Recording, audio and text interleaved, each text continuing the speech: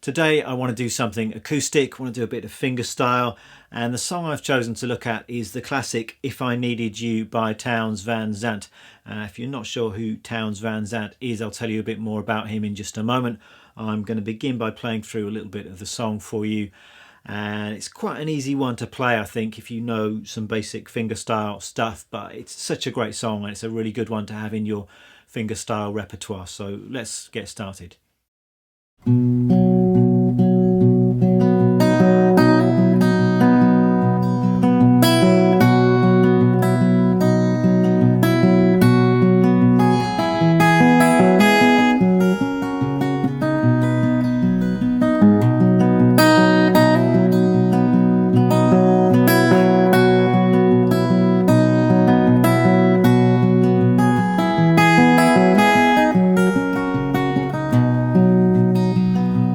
If I needed you, would you come to me?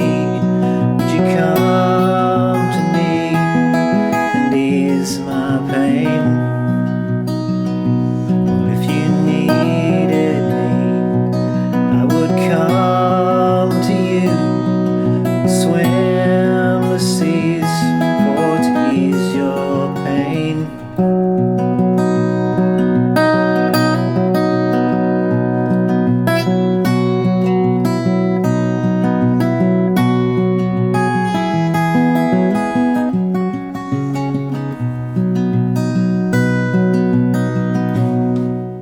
So Townes Van Zandt, an American singer-songwriter from Texas, and many people would argue, and I would tend to agree, I think, that he was amongst the greatest songwriters of all time. And for me, he's definitely right up there with the big names like Bob Dylan, Leonard Cohen, though he's nowhere near as well known as either of those people. But he is massively respected, particularly amongst other musicians, and lots of his songs have become standards and they've been very widely covered. And this particular song, If I Needed You, has been covered by Don Williams, Emmylou Harris. There's a great Doc Watson version as well.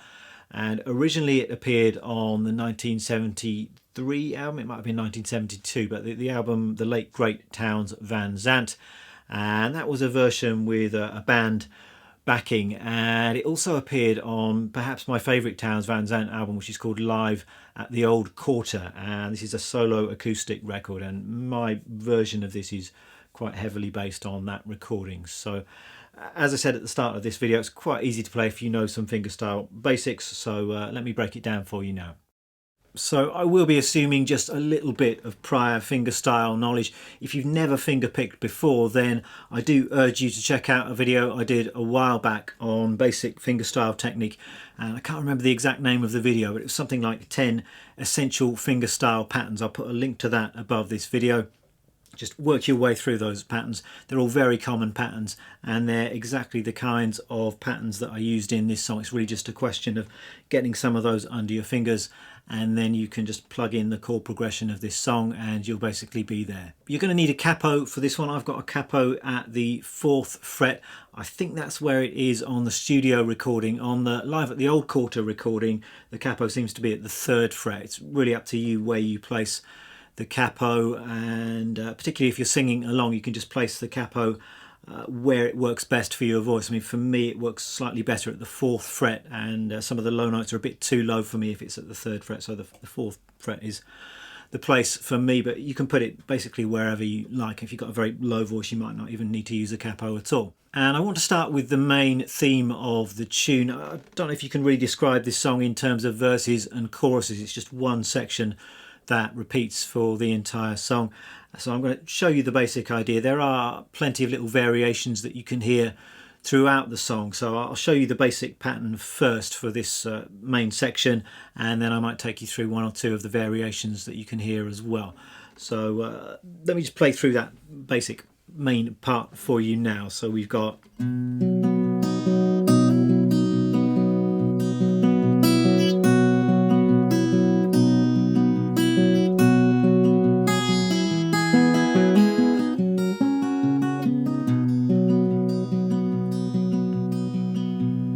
that's the basic part that we're going to be learning. I want to talk about this in the key of G. I know that with the capo the actual key is different, we're in the key of B, but it makes sense to talk about this in the key of G, and it's based on just 3 basic chords. You've just got the G, then there's a bit of C and a bit of D, so it's the 1, 4 and the 5 chords in the key, so very simple harmonically speaking. And we're starting out on the G chord, and you just want to establish that thumb. So we've got an alternating thumb happening for most of this tune, so it's that kind of a it's not exactly Travis picking, but it's got that alternating bass part throughout. So on the G chord we're just rocking between the 6th string and the 4th string. For this song, and for a lot of fingerstyle songs, it actually makes sense to play your G chord like this. So you're leaving your first finger free. So I'm actually fretting that low bass note with my 3rd finger there, rather than often you can play that with your 2nd finger. But if you play it like this, it means you've got fingers free to play some of the melodic stuff. So you're just going to want to park your 3rd finger there, establish that bass.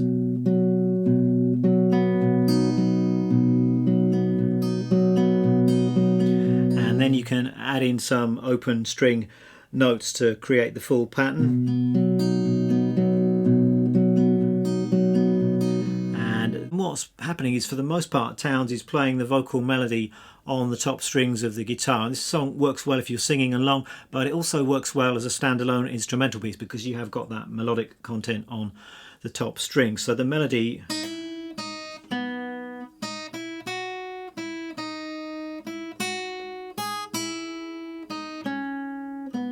something like that. So we're just bringing that out on the top strings whilst maintaining that bass note. So we're going to start like this.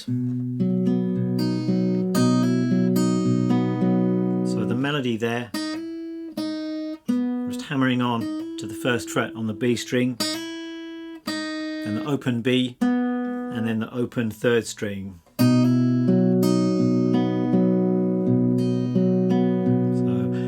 Notice with a lot of fingerstyle stuff that the melody notes, they're either going to coincide with the bass notes like that, or they're going to happen in between the bass notes, be on offbeats or be syncopated. So that's something to look out for when you're learning a tune like this. And the next bar, so that's quite syncopated. You've got the open B and this 1st fret note in between the thumb notes.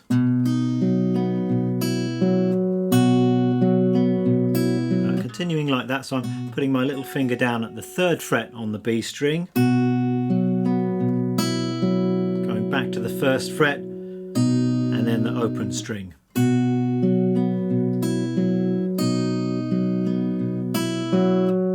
Back up to the 3rd fret,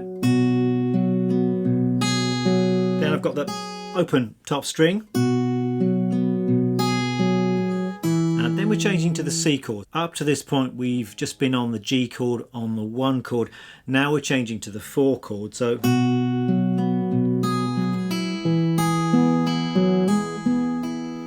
we're actually anticipating that change by half a beat. So we're changing to the C chord on the and of 4. So it's 1, 2 and 3 and 4 and. So changing to that C chord there. There's the melody note. And this is the pattern for the C chord. So the thumb is now going between the 5th string and the 3rd string. And there's just a little hammer on that you can hear there. So lifting up the 2nd finger and hammering it back down. Then we're going to the D chord, and you notice that sometimes just before a chord change there are what seem like some quite random open strings. It's a very common fingerstyle thing to do, so it just buys you a little bit of time as you're on the way to the next chord, just lifting up your fingers and you'll get some open strings coming through there. So that's what's happening here. And then we're going to the D chord, and the pattern is something like this. So the thumb is 4, 3, 5, 3. Again, just some open strings at the end of that bar. And then we're back home to the 1 chord before the whole thing goes round again. So that's our basic part. I'm going to put all of that together at a slow speed.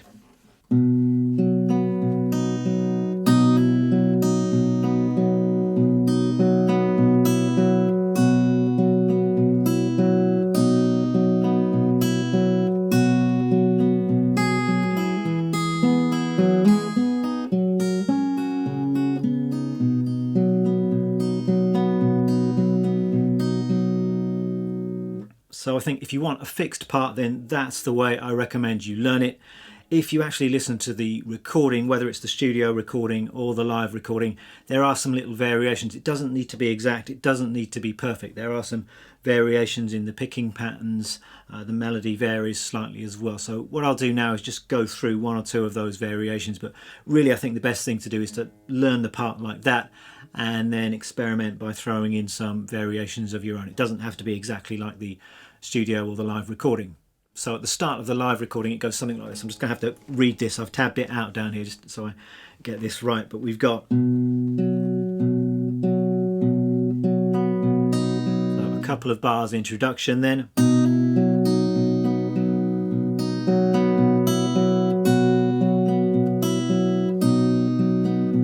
So that's more or less as we've already learned it.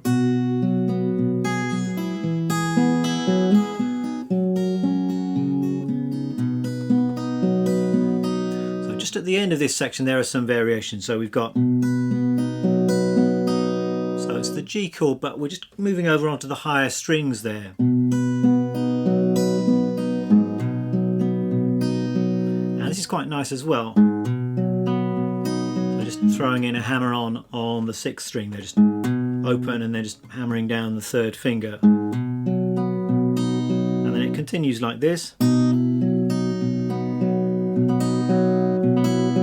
I like this bit as well. Got these kind of, I suppose you'd describe them as rolls really. We've got just rolling quickly from thumb, 1st finger and 2nd finger. And then the same kind of roll but with the 1st finger pressed down. So just an interesting way to add a bit of variation.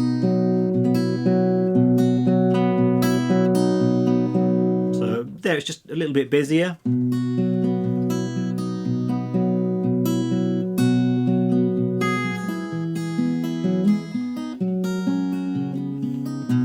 That's more or less the same as we've had before, I think. So a few ideas there that you could try out just to throw in some variations.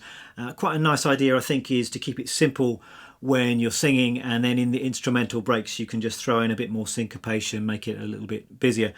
And you've got the option here of playing the melody very straight, so just playing it with the thumb notes, so the thumb notes and the melody together, or playing it syncopated, or a combination of those two things. So I suggest just doing some experimentation and finding your own way to do it. And that's really it for this song. I don't think we need to overcomplicate things or over-explain things here. It's 3 chords, it's some quite simple finger picking patterns, but he does play it really well. I mean, perhaps one more thing to add would be it's nice to throw in a bit of dynamic, and that was what I was attempting to do when I played through a bit of the track at the start of this video. Sometimes I was playing quite softly, sometimes I was digging in a bit more and bringing that melody note out. So often with this kind of folk fingerstyle it's all quite flat and one-dimensional, but it's quite good just to add in a little bit of dynamic variation. It just makes the performance a bit more interesting. So once you've got the basics of this tune, that might be something else to think about. Let me run through the gear that I'm using in this video. There's not much to say actually. The guitar is a Martin 0015M. And I do enjoy playing this guitar. It's a really comfortable size for me. It works particularly well for fingerstyle, I think.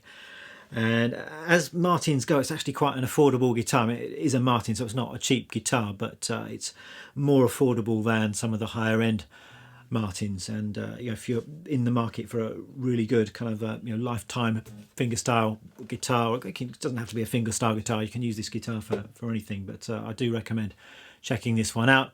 And I'm afraid I've got my same old strings on this one. I haven't replaced these strings for ages, but I'm still liking the way they sound, that slightly dull, warm sound. So that's that. And yeah, capo is what is this? It's a Kaiser capo, which I like. So there you go. That's it for this video. I will tab everything out. That's all going to be up on my Patreon page. And I think particularly with fingerstyle stuff, it can be very useful to have the sheet music and the tab in front of you. and you can really see the rhythms clearly. You can see the bass notes and the melody and whether they're lining up or whether they're syncopated. So if you think that would be useful to you, get on the Patreon page. You can pay what you like and get access to that. And there's quite a lot of other fingerstyle stuff on my channel and on the Patreon page as well, so check that out again if you're interested. Thanks a lot for watching. I will see you next time.